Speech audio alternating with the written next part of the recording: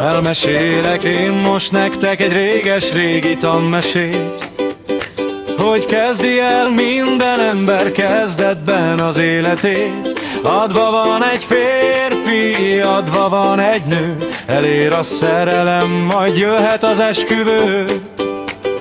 9 hónap elteltével áldás éri házadat, megszületik gyermeked és teher nyomja válladat. Gondoskodni, ápolgatni, ez a dolgod évekig. Hidd el nekem, a kisgyermekkor nagyon gyorsan eltelik. Jön az ovi, majd a suli, eltelnek az évek. Tovább tanulsz, csűsul is lesz a te drága véred. Meglátszik majd rajtad is az elmúlt évek súlya. Ha lehetne mégis mindent elkezdenél újra. Értük élünk, értük halunk, közös minden gondunk, bajunk, unokáink velünk vannak, örülünk is minden napnak.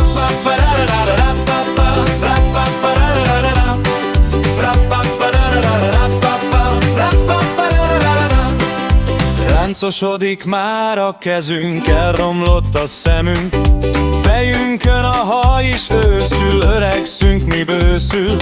Elértük a nyugdíjaskort, itt az idő végre, de ez nem az időnk vége. Foglalkozzunk magunkkal és nézzünk fel az égre. Köszönjük meg azt, hogy élünk, jól szolgál az egészségünk. Szeretném, hogy szép korúként sok szép élmény érjen mindenki, ki itt van velünk, még sok évig éljen.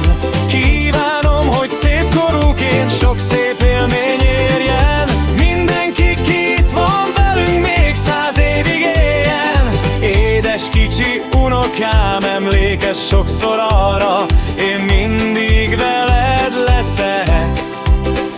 Téged örökké szeretlek.